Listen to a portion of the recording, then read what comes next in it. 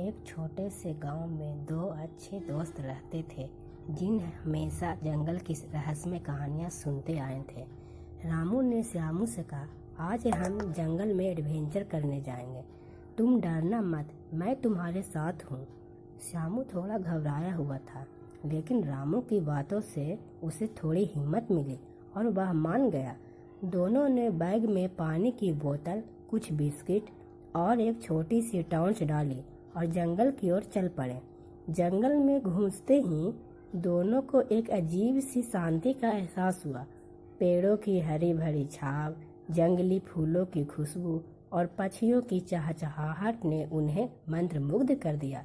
लेकिन जैसे जैसे वे अंदर बढ़ते गए, वातावरण थोड़ा घना और रहस्यमय होता गया। रामू उत्साहित था, देखो ये रास्ता हमें कहीं खास ले जाएगा, शायद हम कोई खजाना खोज लें।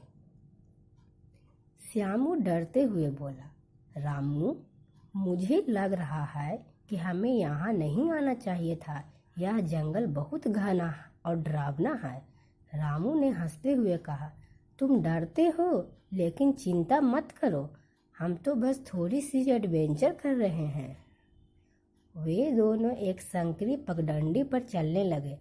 तभी अचानक श्यामू के पांव के नीचे एक पत्थर आ गया और वह गिर पड़ा। रामू ने उसे हाथ पकड़कर उठाया और कहा, देखो, तुम्हें और ध्यान से चलना होगा।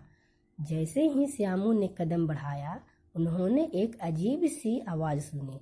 यह आवाज़ एक खरगोश या किसी जानवर की नहीं, बल्कि किसी इंसान की थी।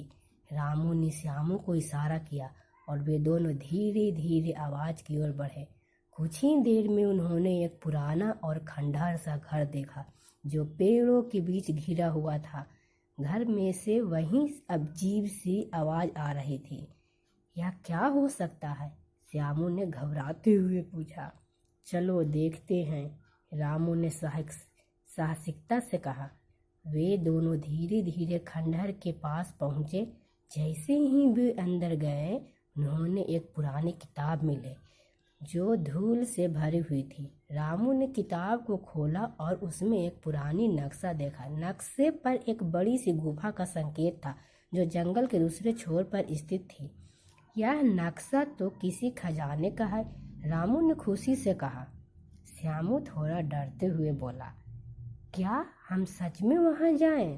रामू ने उसकी चिंता को नज़रअंदाज करते हुए कहा, हम यहाँ तक आ गए हैं, अब हमें वह खजाना ढूंढकर ही रहना चाहिए। वे दोनों उस नक्शे के अनुसार जंगल के दूसरे छोर की ओर बढ़े। रास्ते में कई बार श्यामू डरने लगा, लेकिन रामू ने उसे हर बार दिलासा दिलाया। रास्ते में उन्हें कई अजीब जीव जंतु मिले, जैसे रंग बिरंगे सांप और बड़े बड़े कीड़े, लेकिन दोनों ने डर को मात दी और आगे बढ़ते गए। जब वे गुफा के पास पहुंचे तो उन्होंने देखा कि वहां एक बड़ी सी चट्टान रखी थी जो गुफा के मुंह को बंद कर रही थी। रामू ने श्यामू से कहा, देखो, हम यहाँ चट्टान तक आए हैं, अब हमें यह चट्टान हटानी होगी।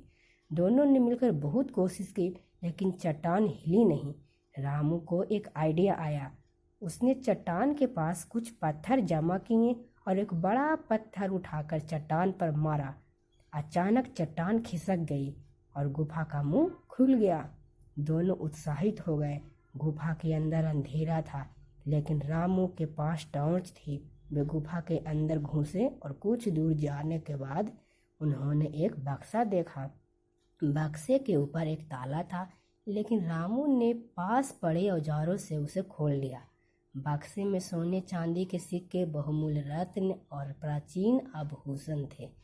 हमने सच में खजाना ढूंढ लिया, श्याम खुशी से चिल्लाया। रामू हंसते हुए बोला, हाँ, और ये सब हमारी दोस्ती और साहस का परिणाम है। डर के बावजूद हमने यह किया। दोनों खजाना लेकर वापस गांव लौट आए। जब वे गांव पहुंचे तो उन्हें सभी लोग उनके साहस और इस अद्भुत खजाने के बारे में जानकर हैरान रह गए। रामू और श्यामू की दोस्ती और साहस को देखकर गांव वाले भी प्रेरित हुए और इस तरह दोनों दोस्तों की साहसी एडवेंचर की कहानी हमेशा गांव में सुन